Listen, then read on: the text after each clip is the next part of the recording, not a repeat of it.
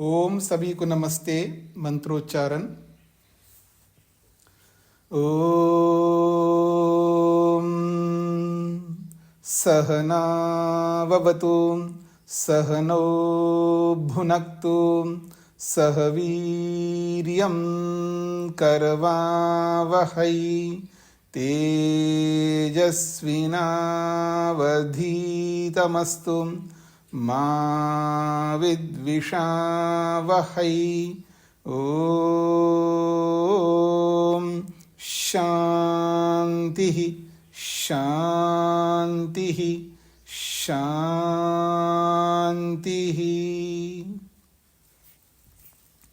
शतपथ ब्राह्मण की कक्षा संख्या 62 है। छठे अध्याय का तीसरा ब्राह्मण चल रहा है। इस तीसरे ब्राह्मण के 10 खंड हमने कल विचार किए हैं। इसमें त्वष्टा और इंद्र की कहानी को लेकर के चर्चा प्रारंभ की है। इंद्र जो है देवताओं का प्रतिनिधि है एक प्रकार से, त्वष्टा जो है असुरों का, राक्षसों का प्रतिनिधि है, ऐसा आप समझ सकते हैं। 10वें खंड में एक बात आई है, पृष्ठ संख्या 220 पर। अथ यद अब्रवीत इंद्र शत्रुर्वर्धस्व। त्वष्टा ने एक बात कही है, अथ यद अब्रवीत, यद अब्रवीत जो बोला, कथन किया त्वष्टा ने, क्या? इंद्र शत्रु वर्धस्व, इंद्र शत्रु बढ़े, ऐसा एक कथन किया है। अब ये जो कथन है ये मंत्र के माध्यम से होता है वैसे तो, यह तो केवल संक्षेप है और जो व्याकरण आदि पढ़ने वाले लोग इसको अच्छी तरह समझते हैं और बहुत प्रसिद्ध उदाहरण है इंद्र शत्रु शब्द। इंद्र शत्रु जो शब्द है ये समस्त पद है, समास किया हुआ शब्द है। इंद्र और शत्रु दो शब्द हैं, यहाँ पर दो पद है। और आप सबको पता ही है कि समास जो होता है वो दो या दो से अधिक शब्दों के बीच में होता है। समास के लिए दो शब्दों का होना आवश्यक है, कम से कम। एक शब्द में समास नहीं हो सकता है, क्योंकि समास का अर्थ होता है दो शब्दों को मिलाना। किन्हीं दो शब्दों को मिलाने को समास कहते हैं। दो शब्द हो या दो से अधिक शब्द हो, शब्दों के मिलाप को ही तो समास कहते हैं। इसलिए कम से कम तो दो होना ही चाहिए, उसके बिना मिलाप संयोग हो नहीं सकता। और दो शब्द जब अलग अलग होते हैं तो उनकी विभक्तियां अलग अलग होती हैं। जब वो दो शब्द मिल जाते हैं तो उसकी एक ही विभक्ति होती है, अलग अलग विभक्ति नहीं होती है। इसलिए समास किया जाता है। अनेक को एक बनाने के लिए समास किया जाता है। अब ये जो समास है ये 4 प्रकार का होता है। एक होता है अव्ययी भाव समास, उसका नाम है अव्ययी भाव, समास का नाम दिया है। और एक का नाम दिया है तत्पुरुष समास। फिर एक का नाम दिया है बहुव्रीहि समास। और एक का नाम दिया है द्वंद्व समास। ऐसे ये 4 समास है, अव्ययी भाव, तत्पुरुष, बहुव्रीहि और द्वंद्व। ये 4 समास होते हैं मुख्य रूप से। अब जो अव्ययी भाव समास होता है ना, तो दो शब्दों के बीच में समास होता है। तो अब दो शब्दों के बीच में समास हो गया तो अब दो अलग अलग शब्द हैं, अलग अलग है तो एक बोलता मैं शेर, दूसरा बोलता मैं सवा शेर, दोनों ही आपस में मजबूत होते हैं। अब दोनों मिल गए तो अब दोनों शेर नहीं रह सकते, दोनों बॉस नहीं रह सकते, दोनों में से एक होगा। तो अव्ययी भाव समास में जब दो शब्द मिलते हैं ना, तो उसमें पहला वाला जो शब्द होता है वो मुख्य होता है, और बाद वाला शब्द जो होता है वो गौण होता है। तो इसके लिए बोला जाता है पूर्व पद प्रधान, यानी पहला वाला शब्द मुख्य होता है, प्रधान का मतलब है मुख्य। तो पूर्व पद प्रधान अव्ययी भाव समास होता है।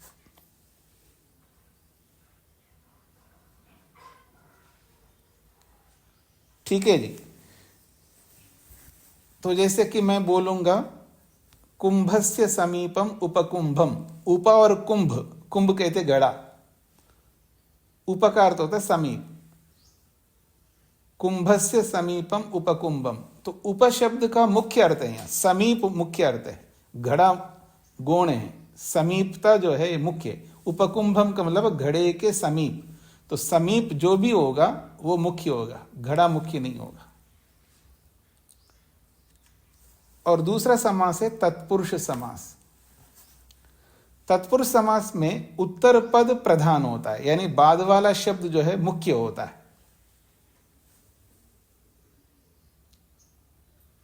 जैसे मैं बोलूं राज्यः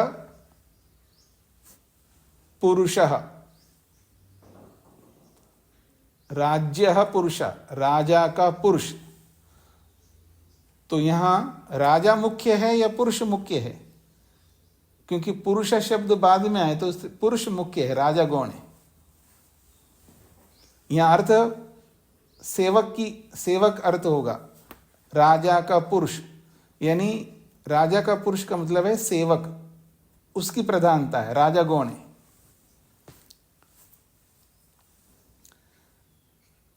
तीसरा एक समास है बहुव्रीहि समास। बहुव्रीहि समास में जिन दो शब्दों के बीच में समास हो रहा है, उन दो शब्दों का अर्थ नहीं होता है, कुछ अलग ही अर्थ होता है, उनसे अलग ही होता है। उसको कहते हैं अन्य पदार्थ, अन्य पद प्रधान। समास में जिन पदों का प्रयोग हो रहा है उनसे अलग पद जो समास में नहीं है वो मुख्य होता है।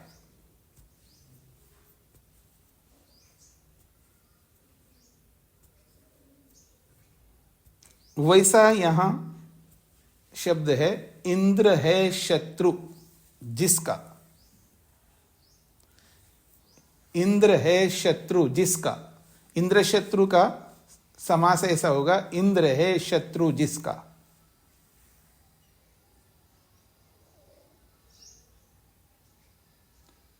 तो इंद्र और शत्रु ये दो शब्द हो गए ना, तो ना इंद्र शब्द का मुख्य अर्थ है ना शत्रु का मुख्य अर्थ है। तो यहां अलग ही है जो इस समास में नहीं हो शब्द, वो है वित्र, वो है त्वष्टा। इंद्र है शत्रु जिसका, किसका है इंद्र शत्रु? त्वष्टा का है। तो त्वष्टा शब्द तो है नहीं समास में, तो यहां त्वष्टा अर्थ निकलेगा, अलग पदार्थ, अन्य पद प्रधान होगा यहां पर यदि बहुव्रीहि समास करेंगे। चौथा समास है जिसको कहते हैं द्वंद्व समास। द्वंद्व समास में उभय पद प्रधान होता है। उभय पद का मतलब है पहला वाला भी और अंत वाला भी, सब प्रधान होते उसमें। जैसे मैं बोलूंगा राम लक्ष्मणो, राम लक्ष्मणो, रामः च लक्ष्मणः च राम लक्ष्मणो। तो राम और लक्ष्मण दोनों के बीच में समास हो गए, एक शब्द हो गया। तो द्वंद्व समास में दो शब्द हो, चाहे 10 शब्द हो, चाहे 100 शब्द हो, सब मुख्य होते हैं, कोई गौण नहीं होता वहां पर।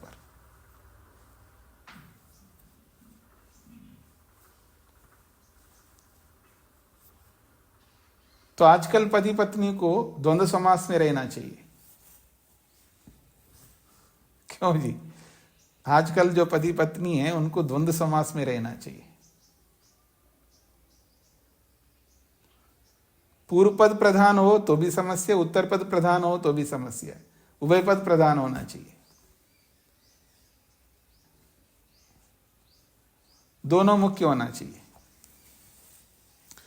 दोनों मुख्य का मतलब समझते हैं ना, दोनों बराबर होना चाहिए। आजकल बराबर का चल रहा है ना।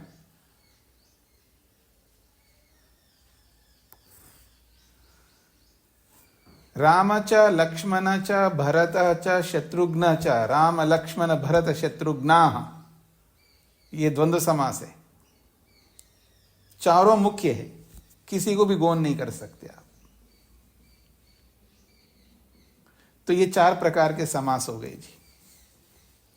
अब यहां ये जो बोला जा रहा है, इंद्र शत्रु वर्धस्व, इंद्र और शत्रु 2 शब्द है, इंद्र शत्रु वर्ध। इंद्र है शत्रु जिसका, वो बढ़े, अथवा इंद्रस्य शत्रु इंद्र शत्रु। इंद्र शत्रु में 2 समास कर सकते। इंद्र शत्रु ये समास वाला शब्द है, समस्त पद है।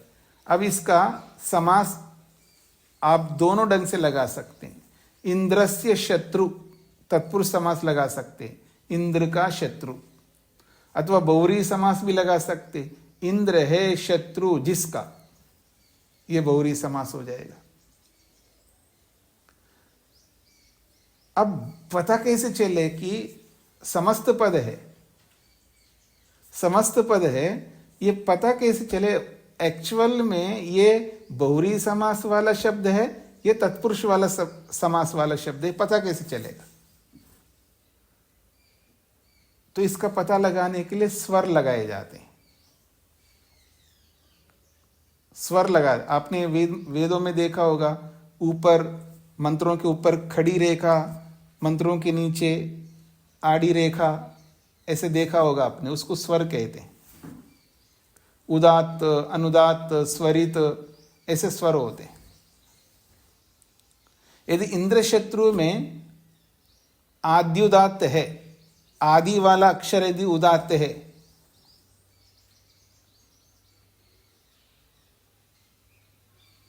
तो अर्थ बदल जाएगा।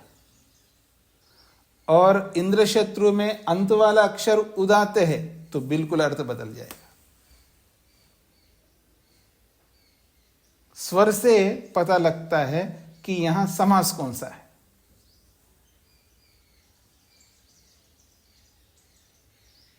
तो ये हर कोई व्यक्ति नहीं जानेगा, जो व्याकरण समझने वाले होते हैं वो जानते हैं।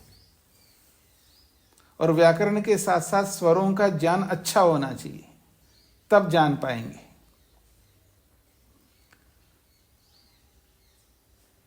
तो यहां पर 2 बातें कही है। यदि देखिएगा, अथ यद अब्रवीत इंद्रशत्रुर्वर्धस्व इति तस्माद् उ ह एनम इंद्र एव जघान। तस्माद् एनम, उस त्वष्टा को इंद्र एव जघान, इंद्र ने ही मार डाला।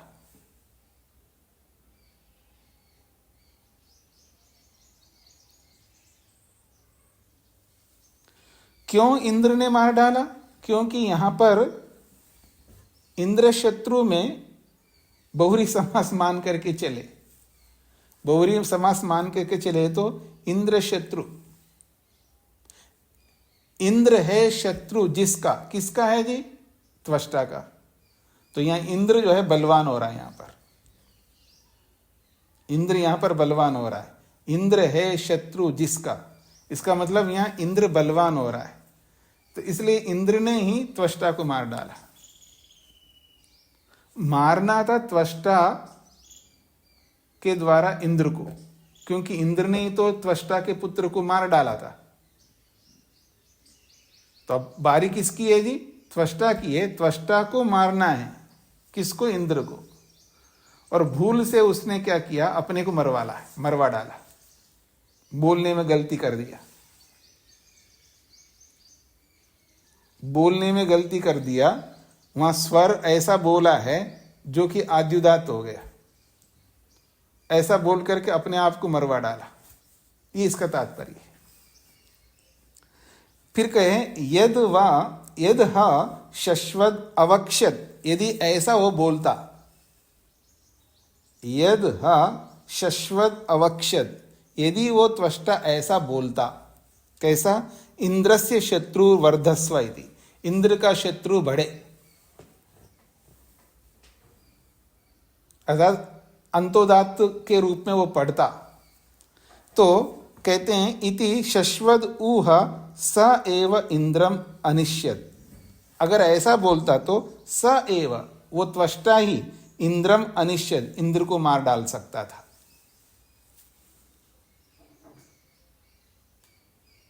यदि अंतोदात्त पढ़ता तो वो स्वयं, क्योंकि उसने जो याग किया है किस लिए किया है कि मेरे बेटे को इसने मारा, अब मैं रुकूंगा नहीं, मेरे बेटे को जो बदला लेता है ना, बदला, जब मेरे बेटे को इसने, मेरा बेटा विश्वरूप था, बहुत बड़ा शक्तिशाली सामर्थ्य वाला था, जिसके 3 सिर थे, जिसके 3 मुख थे, जिसके 6 आंखें थे, वो विश्वरूप था, वो सब विश्व को जीतने वाला था, ऐसे मेरे पुत्र को इंद्र ने मार डाला। अब त्वष्टा को तो गुस्सा आ ही गया था। अब उस गुस्से से उसने क्या किया, इंद्र को मारना था। अब इंद्र को आसानी से मार नहीं सकते, उसने याग किया, याग करके शक्ति को प्राप्त करना चाहा, क्योंकि याग करके बहुत ज़्यादा शक्ति को प्राप्त करता है व्यक्ति, और प्राप्त करके फिर इंद्र को मारना था। तो इंद्र को मारना था तो उस याग में इंद्र शत्रु वर्धस्व ऐसा बोलना था उसको कि मैं बढ़ूं।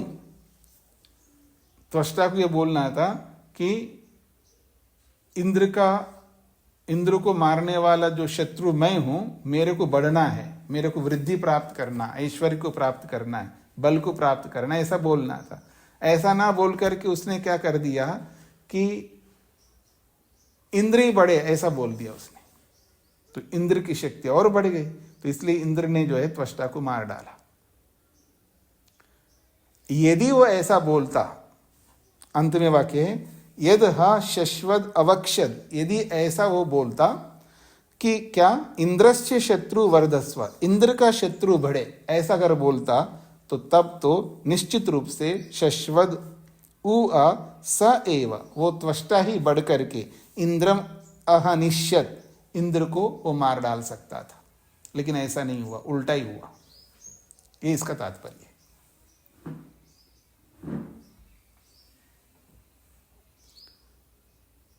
हाँ जी, कुछ समझ में आ रहा है? देखो जी, मैंने तौबा कर लिया जी, मीठा खा करके बहुत परेशान हो गए, शरीर बिगड़ गया है, अब मैं दोबारा मेरे सामने मिठाई आया है ना तो मैं खाऊंगा ही नहीं, पूरा संकल्प कर लिया, अपने आप को शक्तिशाली बना लिया।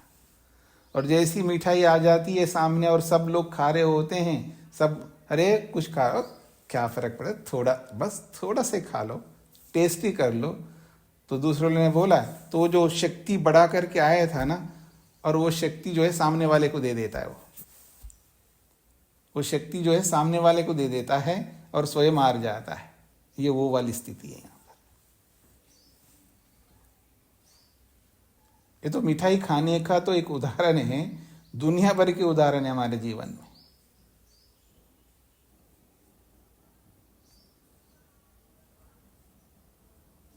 यहाँ इंद्र कौन है और त्वष्टा कौन है, ये हमारे को समझना है।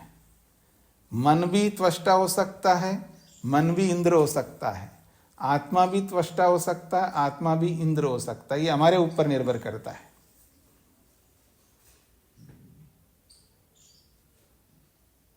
ये आध्यात्मिक दृष्टि से आपके सामने रखा है। आगे बढ़ूं जी मैं। आज से जो पाठ प्रारंभ हो रहा है 11वां खंड, पृष्ठ संख्या है 221। सदानंद जी। स्वामी जी नमस्ते जी। ये तो सोम जो द्रोण कलश में बचा हुआ जो सोम बढ़ रहा है, जिसको त्वष्टा शक्ति बढ़ा रहे हैं, वो तो बीच में बता दिया गया था कि सयद वर्तमान समभवत तस्मात् वृत्र, तो ये वृत्र का वध हुआ है ना सर? हाँ जी, त्वष्टा वृत्र को ही कहते हैं जी। त्वष्टा जो है वो वृत्र के बहुत सारे नाम है ना, उसमें से एक त्वष्टा भी है। और उसने अपने पुत्र को पैदा किया है 3 सिरों वाला, 3 मुखों वाला, 6 आंखों वाला, और इंद्र आकर के उसको मार डाला। जब उसको मार डाला तो त्वष्टा को गुस्सा आ गया। ये प्रसंग है। तो अब वो पुत्र किसको बनाया? 3 मुखों वाला, वो जो बताया था ना पीछे, वो ऋतुओं को लेकर के बताया था, ठीक है ना। वो सामर्थ्य है, भौगोलिक सामर्थ्य को बढ़ाया वृत्र ने और सब पर कब्जा कर लिया।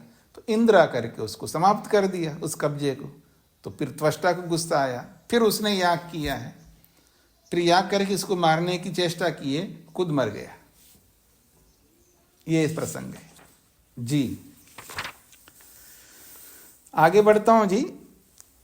खंड 11 है, पृष्ठ संख्या 221 पर देखिएगा। अथ यद अब्रवीद वर्धस्व इति। अथ यद अब्रवीद वर्धस्व। अच्छा, ये जो त्वष्टा ने कहा है वर्धस्व, बढ़ो, और किसको कहा है? गलती से कहा है, इंद्र को कहा है तू बढ़ो। तस्माद ऊह स्म इषु मात्रम एव तिर्यग वर्धता। कहते हैं तस्माद, इसीलिए, उ निश्चित रूप से, स्म इषु मात्रम एव। इषु मात्रम, इषु कहते तीर को। तीर चलाने पर तीर जितना दूर जाता है, जब कोई धनुर्धर जब तीर को चलाता है, बाण को चलाता है, तो बाण कितना दूर तक जा सकता है? बलशाली, शक्तिशाली भीष्म पितामह जैसा व्यक्ति, अर्जुन जैसा व्यक्ति, कर्ण जैसा व्यक्ति जब तीर चलाए तो कितने दूर तक जा सकता है? तो इषु मात्रम एव, जितना तीर जा सकता है उतनी मात्रा में तिर्यग वर्धता स्म। ये तिरछा होकर के वो सारा का सारा जो धरती जमीन है वहां तक पहुंच गए, अर्थात वहां तक ये पहुंच गया है। इषु मात्रम प्रांग, जितना दूर धनुष जाता है, जितना दूर बाण जाता है उतना दूर प्रांग, प्रांग मतलब पूर्व की ओर, पूर्व की ओर जो है उसका स्थान, उसका साम्राज्य बड़ा है। इतना ही नहीं, सह अव एव अवरम समुद्रम दधो। स, और वो जो है, अव एव, नीचे की तरफ, अवरम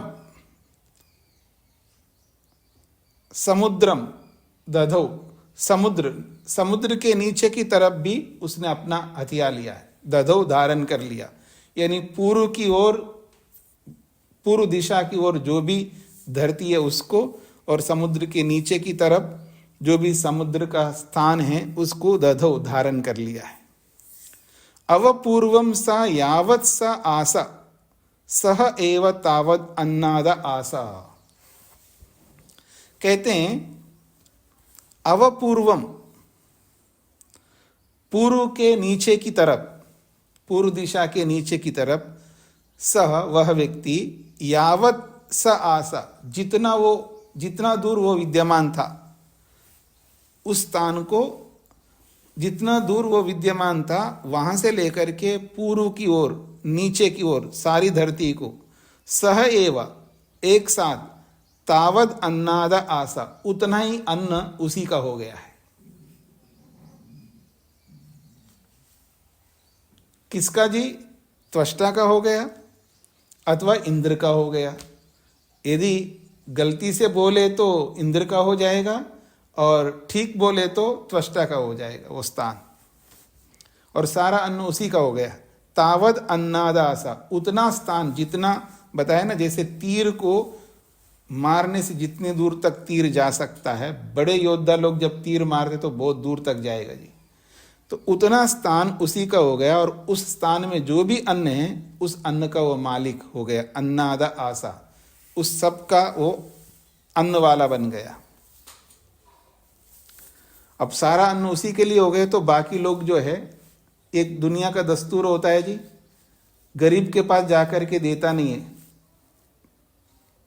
गरीब को जाकर के देता नहीं है व्यक्ति। जो धनवान होता है उसी को जाकर के गिफ्ट पे गिफ्ट, गिफ्ट के गिफ्ट देते रहते हैं। हाँ जी, मनाते हैं आप जन्मदिन, ये दिन वो दिन, जो पैसे वाले होते हैं ना, धनवान होते हैं, जब वो कोई बनाते हैं ना, जन्मदिन, वर्षगांठ, जो भी होता है उनके, वहां देखना ऐसे गिफ्ट आते जाते आते जाते आते जाते आते जाते आते ही जाते हैं, उन्हीं को देते रहते।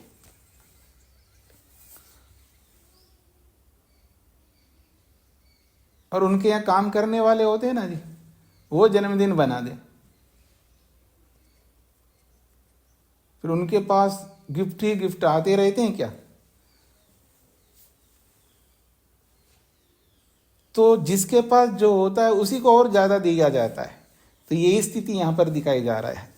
देखिएगा, तस्मै ह स्म पूर्वान्ये देवा अशनम अभिहरन्ति स्म। तस्मै, उस त्वष्टा के लिए, देवा, देवगण, पूर्वान्य, दिन के पूर्व समय में, पूर्वान्य मतलब आप क्या कहेंगे, दिन के पहले भाग में, ऐसा बोल सकते हो। पूर्वान्य, देवा, देवगण, अशनम, भोजन, अभिहरन्ति स्म, उसके लिए ले जाते हैं। यानी देवगण जो है त्वष्टा के पीछे पड़े, क्योंकि वो बलशाली हो गया, उसके लिए अन्न ले जाते हैं। अन्न का मतलब उपहार, देवलोग ले जा करके दे रहे हैं। मध्यम दिने मनुष्य, और मध्याह्न में जो है मनुष्य जाकर के उसको अशनम अभिहरन्ति स्म, उसके लिए भोजन दे रहे हैं, अर्थात विभिन्न पदार्थ दे रहे हैं। अपराह्ने पितरा, और अपराह्न में पितर, सायंकाल में जो है वो पितर लोग उसको ले जा रहे हैं, सब कुछ दे रहे हैं उसको, उसी को पुष्ट करते जा रहे हैं। तो जब त्वष्टा बढ़ गया है, त्वष्टा के लिए देवलोग, मनुष्य लोग, पितर लोग सब ले जा रहे हैं, उसको उपहार दे रहे हैं, अन्न दे रहे हैं, सब चीजें दे रहे हैं। सा वै इंद्र तथैव नुत्तः चरन्। अब सब कुछ ऐश्वर्य जो है त्वष्टा के पास पहुंच गया है, तो स वै इंद्र, वो जो इंद्र है, तथैव, वैसा ही खाली का खाली रहा, और नुत्तः चरन्, नुत्तः का मतलब है साधनहीन, सामर्थ्यहीन, यूं कहिएगा भगाया हुआ, खदेड़ा हुआ। नुत्ता का अर्थ होता है भगाया हुआ, खदेड़ा हुआ, साधनहीन, सामर्थ्यहीन हो करके चरण, विचरण करने लगा। अब अकेला हो गए इंद्र, उसके पास कुछ सामर्थ्य है ही नहीं है, सारा कुछ सामर्थ्य त्वष्टा के पास पहुंच गया है। तब इंद्र ने विचार किया है, एक कमाल किया। अग्नि सोमौ उपमंत्रयान चक्रे, वो अग्नि और सोम को, अग्नि और सोम, तो यहाँ अग्नि सोम मूर्धन्य शकार दिखता है ना, जब इसका समस्त समास को हटा देंगे ना तो शकार को सकार हो जाता है। तो अग्नि और सोम, इन दोनों को उपमंत्रयान चक्रे, उनको आमंत्रण किया है, आप हमारे पास आ जाइए, मेरे पास आ जाइए। अग्नि सोमौ युवम वै मम स्थः युवयो अहमस्मि। कितनी अच्छी बात कहता है इंद्र, देखिएगा। अग्नि सोमौ, हे अग्नि, हे सोम, युवम, ये वैदिक प्रयोग है जी। दो प्रकार का व्याकरण होता है जी, लौकिक व्याकरण और वैदिक व्याकरण। लौकिक व्याकरण में युवाम होता है, तुम दोनों, युवाम, और वैदिक व्याकरण में युवम हो गया, युवम। युवम का मतलब है तुम दोनों, मम स्थ, तुम दोनों तो मेरे हो, मेरे चहेते हो, तुम मेरे हो। युवयो अहमस्मि, और तुम्हारे लिए मैं हूं, मैं तेरे लिए हूं, मैं तुम्हारा हूं और तुम मेरे हो। ऐसा इंद्र जो है अग्नि और सोम को कह रहा है। अग्नि सोमौ उपमंत्रयान चक्रे, अग्नि और सोम इन दोनों को आमंत्रित किया है। उपमंत्रयान चक्रे, आमंत्रण दिया, उनको बुलाया है इंद्र ने। और बुला करके कहता है अग्नि सोमौ, हे अग्नि, हे सोम, ये संबोधन में, अग्नि सोमौ, हे अग्नि, हे सोम, युवम, तुम दोनों, वै निश्चित रूप से, मम स्थ, तुम दोनों मेरे स्था हो। स्था ये क्रियापद है। तुम दोनों मेरे हो। अब कहां भटक रहे हो, किस त्वष्टा के पीछे पीछे दौड़ रहे हो, तुम तो मेरे हो, ये इंद्र कहता है। और ऐसा बोलकर के कहता है युवयो अहमस्मि, तुम दोनों के लिए मैं हूं, मैं तुम्हारा हूं, तुम मेरे हो। न युवयो एष किंचना, तुम दोनों के लिए एष, ये जो त्वष्टा है, न किंचना, कुछ भी नहीं है, कोई मानी नहीं रखता तुम्हारे लिए। तुम दोनों के लिए ये जो त्वष्टा है कोई मानी नहीं रखता है। कम में इमं दस्युं वर्धयथा, किस इस दस्यु को, दुष्ट को, शत्रु को तुम बढ़ा रहे हो।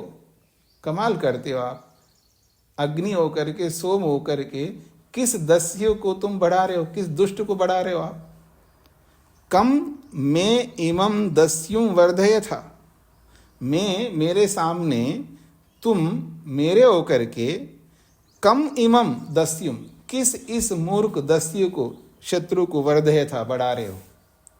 उपमा वर्तेथाम इति, इसलिए आप मेरे पास आ जाइए, मेरे समीप आ जाइए। ये इंद्र बोल रहा है अग्नि और सोम को।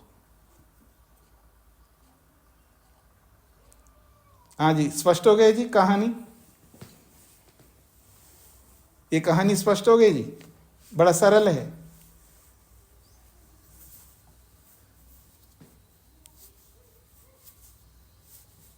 जो आपके कोई मित्र हो और आपको छोड़कर के किसी और से मित्रता बनाने लगे, तो आप उनको बोलते रहे, कल तक तो मेरे साथ थे, मेरे मित्र थे, मेरे से खाए पिए है, आप उनके पीछे दौड़ रहे हो, वो तो अच्छा आदमी नहीं, आप मेरे पास आ जाओ, ऐसा आप निमंत्रण देते नहीं देते उनको। जाता है तो जाने दो, मेरे को क्या फर्क पड़ता, ऐसे अहंकार में मत आना। अगर ऐसे अहंकार में आ जाएंगे तो और बर्बाद हो जाएंगे। जो अच्छे मित्र है, जो हमसे हमको छोड़ करके जो चले गए, उनको बुलाना आपका कर्तव्य है।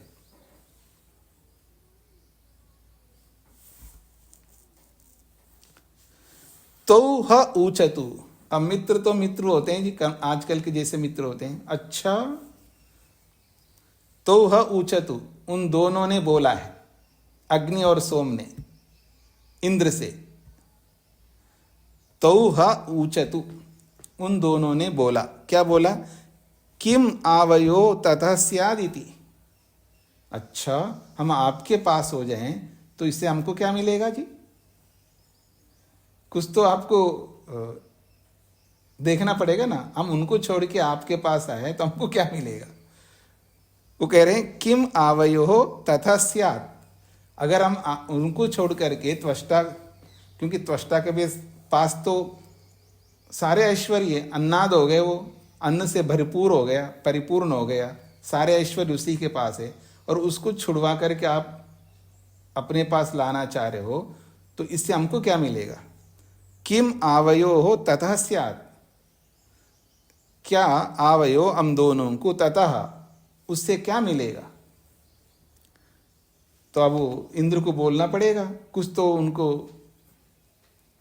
अपना गला काट करके कहिएगा, अपना क्या बोलते हैं आप, यही बोलते होंगे, चलो जी मैं तो अपना गला काट के दे रहा हूं, आप ध्यान रखना।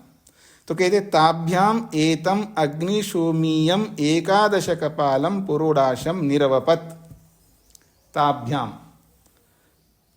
उन अग्नि और सोम के लिए, एतम इस, अग्निशोमीयम अग्नि और सोम संबंधी, एकादश कपालम पुरोडाशम 11 कपालों वाला पुरोडाश को, निर्वपत उनके लिए हवि प्रदान किया है, उनका निर्वाप किया है, उनको पकाया उनके लिए। 11 कपालों में जो पुरोडाश बनता है ना, वो सब उन 2 के लिए उसने तैयार किया है।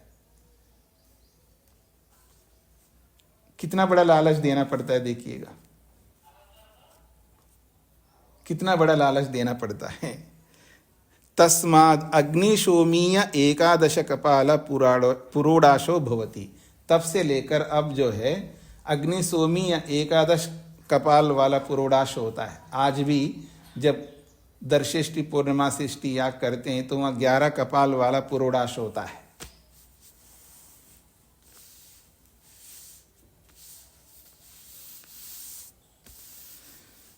हाँ जी, स्पष्ट हो गया जी सभी को? आगे बढ़ूं मैं। आगे कह रहे हैं अगला खंड, तौ एनम उपाववृततु। जब 11 कपाल वाला पुरोडाश इतना बड़ा प्रलोभन दे दिया जाए तो कौन आएगा नहीं आपके पास जी? बड़ा प्रलोभन देने पर कोई भी आ सकता है। तो कहे तौ एनम उपाववृततु। तौ वो जो अग्नि और सोम है, एनम इस इंद्र के पास, उपाववृततु पास आ गए, उसके समीप पहुंच गए, उसके पास आकर के लग गए।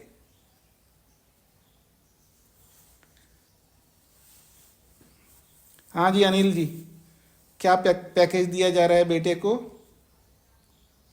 मैं उसे ज़्यादा दूंगा। तुरंत स्विच करेगा व्यक्ति, तुरंत। पहले से ताकते हुए रहते, मतलब देखते रहते हैं लोग, आंखें बिछा करके रखते हैं लैपटॉप पर, ढूंढते रहते हैं कहाँ ज़्यादा पैकेज मिलेगा। होता नहीं होता है जी, लुभाने का यही तरीका है आज वर्तमान में। तो तौ एनम उपाववृततु, वो दोनों उसके समीप पहुंच गए जी। अब जब अग्नि और सोम पहुंच गए ना, तो उनके पीछे पीछे दूसरों को भी पहुंचना पड़ेगा। ये तो प्रमुख लोग हैं। तो कहते तौ अनु सर्वे देवा प्रयुः।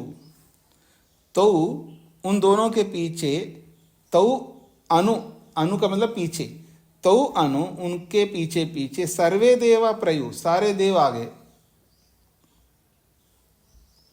और केवल देव आए तो देव केवल नहीं आएंगे, सर्वा विद्या, सारी विद्याएं भी उसके पीछे पीछे आ गई। सर्वम यशा, सारा यश वापस पहुंच गए उसके पास में। सर्वम अन्नाद्यम, और सब कुछ अन्न भी उसके पास पहुंच गया। मतलब प्रहार ऐसे जगह करो जहां करने से सब कुछ आपके हाथ में आ जाए।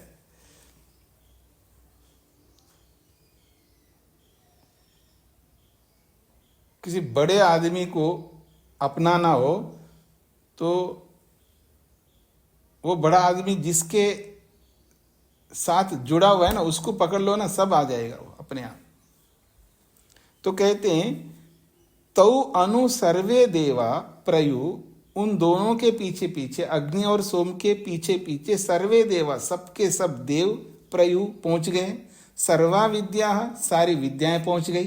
अब देव आ गए तो विद्याएं भी तो आ जाएंगी ना। विद्या कहाँ रहती है जी? देवों के पास रहती है। हाँ, ये याद रखिएगा, विद्या देवों के पास रहती है। विद्या वै ब्राह्मणम आजगाम, विद्या जो है ब्राह्मण के पास पहुंच गई। देखो जी, आप हर किसी को मुझे मत देना, मुझे उसी को देना है जो मेरे को संभाल के रख सकता है, मेरा सदुपयोग कर सकता है। आप असुरों को, पिशाचों को, दैत्यों को, वित्रों को दोगे मेरे को, तो मेरे को तो खा जाएंगे वो। इसलिए मेरे को ऐसे व्यक्ति को देना जहां मैं सुरक्षित रह सकती हूं। ये विद्या जो है प्रार्थना की परमात्मा से, परमात्मा से प्रार्थना की विद्या ने कि मेरे को ऐसे व्यक्ति को देना जहां मैं सुरक्षित रह सकूं, मैं दूषित ना रह सकूं। तो जब देव पहुंच गए तो देवों के पीछे पीछे सारी विद्या भी पहुंच गई जी। और विद्या जहां रहती है वहां यश होता है जी। तो सर्वम यशा, सारा का सारा यश भी वहीं पहुंच गया। जहाँ विद्या हो, जहाँ यश हो, तो वहाँ ऐश्वर्य कहाँ पीछे रहेंगे? ऐश्वर्य भी पहुंच जाएंगे। सर्वम अन्नाद्यम, सब कुछ अन्नाद्य, अन्नाद्य जो है ऐश्वर्य का प्रतीक है। सारा कुछ अन्न, ये सोना, ये चांदी, ये गाड़ी, ये बंगले, ये कपड़े, ये वो, ये क्या है? सब अन्नाद्य कहलाता है।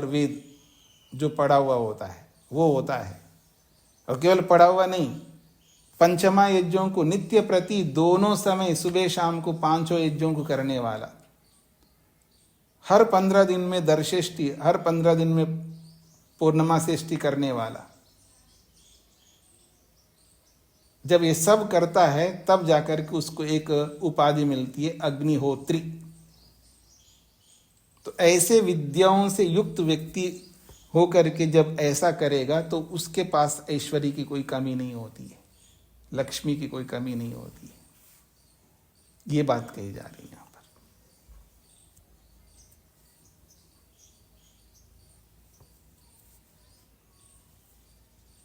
स्पष्ट हो गया जी? आगे बढ़ूं?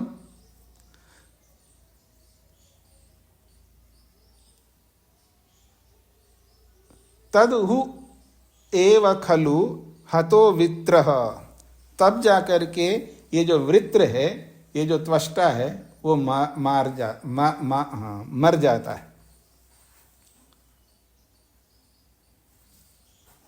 कह रहे हैं तत् उ एव खलु, तभी ऐसी स्थिति में निश्चित रूप से हतो वृत्रः, तब वृत्र जो है वो मर जाता है। इंद्र उसको तब जाकर के मारता है।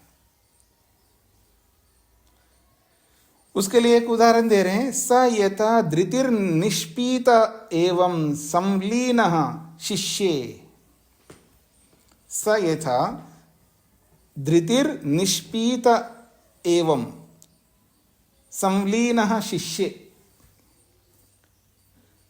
धृतिर कहते हैं वो जो चमड़े का पात्र होता है ना जी, जिसमें पानी घी आदि भरते हैं, चमड़े का पात्र, उसको धृति कहते हैं। तो धृतिर निष्पीता, यदि उस चमड़े के पात्र में अगर घी डाल दिया आपने और उसमें से निकालने के बाद में भी रहता है ना, उसको निष्पीतक मतलब उसको निचोड़ना। जैसे चमड़े के अंदर स्थित घी को निचोड़ा जाता है, एवं संलीनः शेते, संकुचित हुआ वो रहता है। अर्थात संलीन मतलब संकुचित, एकदम पूरा निकालना होता है उसके अंदर से। तो संलीनः शिष्य, वो बिल्कुल निचोड़ा हुआ, सुकड़ा हुआ वहाँ विराजमान होता है। ऐसा अर्थात पूरा, जिसको आप बोलते हैं ना, पूरा निकाल देना उसमें से। जो आजकल वो प्लास्टिक थैलियों में भी घी आता है ना जी, 1 किलो आधा किलो के प्लास्टिक के थैलियों में, और उसमें से घी निकालते हैं। और गरम करना नहीं, अब गरम कर नहीं सकते, कुछ लोग तो उसको गर्म पानी में डालते हैं। मान लीजिए वैसे निकालना हो तो निकाल दिया जी बिना गरम किए, फिर उसमें फिर भी रहता है ना, वैसे ठंड है, तो उसको कैसे आप पिचकाते हैं, कैसे निचोड़ते हैं, और निचोड़ कर कैसे रख देते हैं, तो कैसे पड़ा रहता है। शिष्य का मतलब है मानो सोया पड़ा हुआ है, सोया हुआ पड़ा है, अर्थात नीचे पड़ा हुआ है। तो कहते धृतिर निष्पीता एवं संलीनः शिष्य, वह जो वृत्र है जैसे किसी चमड़े के पात्र में से घी को निचोड़ करके सुकड़ करके रख देता है, ऐसे वो पड़ा रहता है, मरा हुआ जो वृत्र है। दूसरा उदाहरण दे रहे, दूसरा उदाहरण है यथा निर्धूत सक्तु भस्त्रा एवं संलीना शिष्य।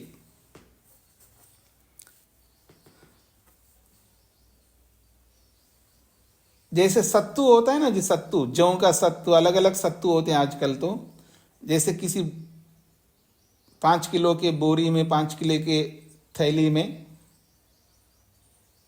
पहले तो बोरे होते थे जी बारदान के, जूट की जो बोरियां होती तो उसमें रखते थे। तो कहते निर्धूत सक्तु वस्त्रा एवं, वस्त्रा जो जूट के जो बोरी है उसमें सत्तू रखा हो और उसको निर्धूत, उसको निकाल दिया आपने, सत्तू को निकालने के पर, तो वो भी संलीन, वो भी सुकड़ा हुआ रहता है, और शिष्य और सोए के समान पड़ा रहता है।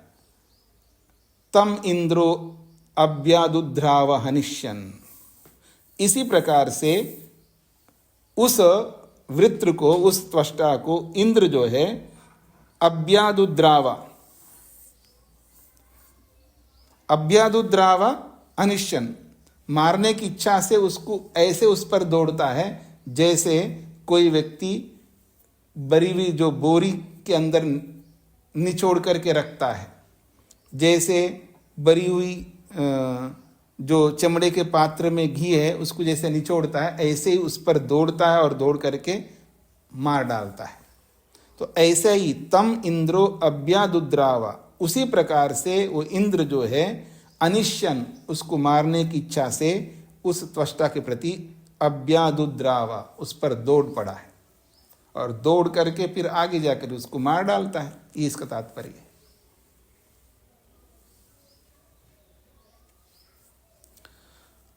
अब ऐसी स्थिति उत्पन्न हो गई जी। इसके आगे कह रहे हैं अगला 17वां खंड, सह उवाच, ओ वित्र बोल रहा है इंद्र से, सह उवाच मां नु मे प्रहार्षि। अरे अरे अरे, रुको रुको रुको, मैं, मुझे, मां प्रहार्षि, मुझे मत मारो। वित्र कह रहा है मां का अर्थ है निषेध, मत, मना करने अर्थ में, निषेध अर्थ में है। नु का अर्थ है निश्चित रूप से, मैं, मेरे। तो कहते हैं मां नु मैं प्रहार्षि, मुझ पर, मैं, मुझ पर निश्चित रूप से, मां प्रहार्षि, मेरे ऊपर प्रहार मत करो। क्योंकि इंद्र तो वज्रपात करता है ना, वज्र रूपी जो हथियार है उसको, उससे मारता है। तो उसके, तो मुझ पर प्रहार मत करो, वज्र प्रहार मत करो मुझ पर।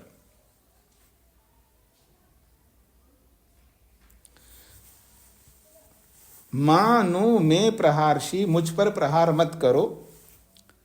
त्वं वै तद एतर्रि असि यद अहम, वो कहता है त्वम का मतलब ए इंद्र तुम, वही निश्चित रूप से, तद एतर्रि, त्वम वही तद एतर्रि असि, जिस स्थिति में तुम हो, यद अहम, उस स्थिति में मैं भी था।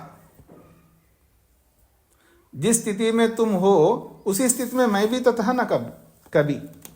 जिस स्थिति में आप बलवान होकर के मेरे सामने प्रहार करने आ रहे हो, जिस स्थिति में तुम आज हो, ऐसी स्थिति में मैं भी कभी था, पर मैंने तुझे मारा नहीं, ये बोला जा रहा है।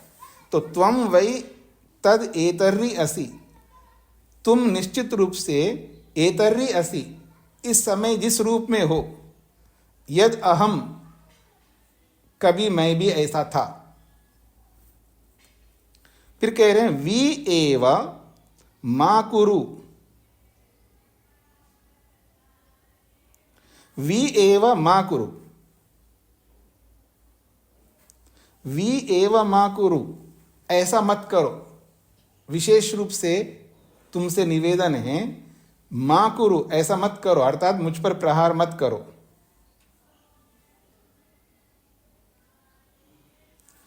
मां अमुया भूवम इति, मां अमुया भूवम इति, आप मेरे ऊपर प्रहार मत करो, ऐसा मत करो। एक ऐसा समय था, मैं भी बलवान था और तुम जो है मेरे स्थान पर थे।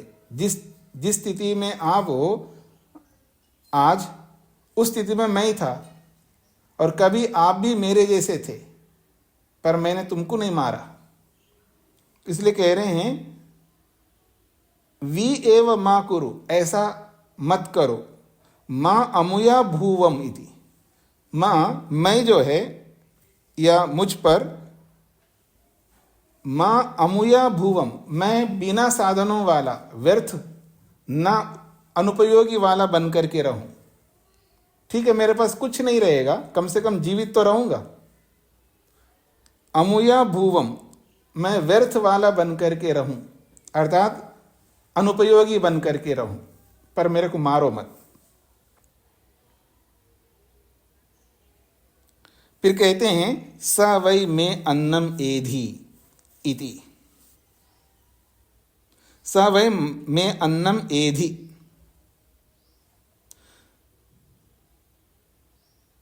तो वह इंद्र बोला,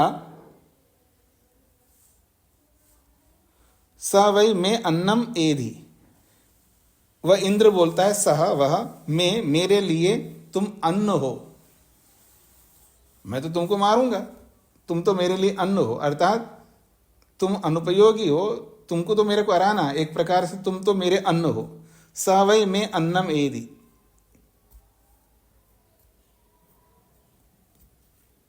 ऐसा इसका तात्पर्य लेना चाहिए।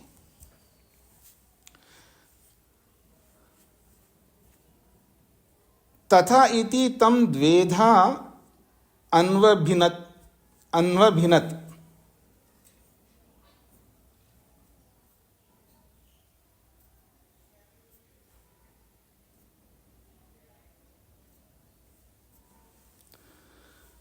इसका ये तात्पर्य है जी, अगर आप मेरे को मारोगे तो अच्छा नहीं होगा, मैं व्यर्थ बन करके अर्थात अनुपयोगी बन करके रहूंगा। ये यहां तक हो गया है जी। वी एव मा कुरु मा अमुया भूवम इति, वी एव मा कुरु, विशेष रूप से आपसे प्रार्थना है मुझे ऐसा मत करो, अर्थात मुझ पर प्रहार मत करो। माँ अमुया भुवम इति, मैं व्यर्थ अनुपयोगी वाला बन करके भुवम रहूं। ऐसा जब वृत्र ने, त्वष्टा ने बोला, तब कहते हैं सा वै मे अन्नम एदि, तुम तो मेरे अन्न हो, तुम तो मेरे अन्न बन रहे हो, तुमको तो मेरे को समाप्त करना है, निगलना है तुमको। जब ऐसा बोले तथा इति, फिर वो वृत्र कहता ठीक है जी, अब जो करना कर लो, तुम तो मान नहीं रहे हो, तथा इति, ठीक है ऐसा करो, मेरे को अन्न बना लो। तम द्वेधा अन्वभिनत, फिर उस वृत्र को दो विभाग कर दिया, उस वृत्र को दो विभाग कर दिया।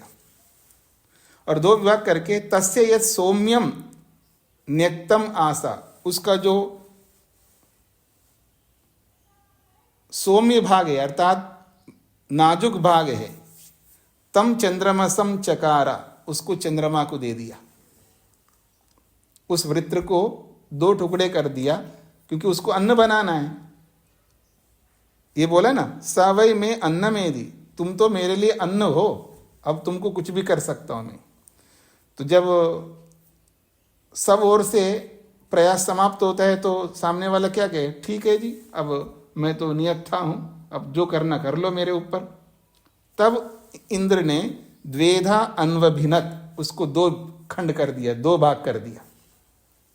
और दो भाग करके यद सौम्यम न्यक्तम आसा, जो सौम्य अर्थात जो मृदु भाग वहां पर पड़ा था उन दो टुकड़ों में से, तो एक टुकड़ा जो है सौम्य मृदु भाग था, तम चंद्रमसम चकारा, उसको चंद्रमा को दे दिया। अथ यद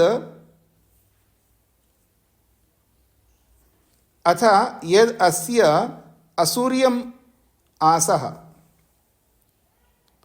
और उसका जो कठोर भाग था, तेन इमा प्रजा उदरेन अविंध्यत, और उस भाग को, उस कठोर भाग को इमा प्रजा उदरेन अविंध्यत, और ये जो हम सब प्रजा है, हम सब अपने उदर के लिए उसको प्राप्त कर लिया।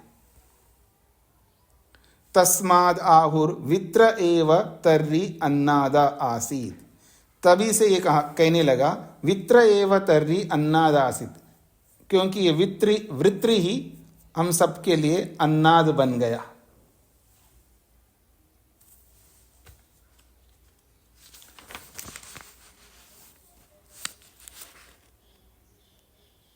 एतर्रि इदं हि यद असो आपूर्यते अस्मादेव एतल्लोकात् अप्यायते। अत यदि इमा प्रजा अशनम इच्छन्ति, ये तो बहुत बड़ा है जी 17वां। तो आज इतना ही रखते हैं, हम यहाँ तक पढ़े, समझ लीजिएगा कि तुम तो मेरे अन्न हो। तो वृत्र ने कहा तथा इति, मैं ठीक है जी आपको जो करना कर लो। तो तम उस वृत्र को द्वेधा अन्वभिनत, उसको 2 टुकड़े कर दिया। तस्य यह सौम्यम न्यक्तमासा, उसका एक टुकड़ा जो है मृदु रूप में नीचे पड़ा था, तम चंद्रमसम चकारा, उसको चंद्रमा को दे दिया है। अतः यद अस्य आसूर्यमासा, उसका जो कठोर भाग था, तेन इमा प्रजा उदरेन अविंद्यत। यहाँ तक हम कर लेते हैं, इसके आगे का कल हम समझने का प्रयत्न करेंगे और इस भाग को भी थोड़ा सा जोड़ करके दोबारा आगे समझने का प्रयत्न करेंगे। ओम शांति शांति शांति। सबको नमस्ते जी।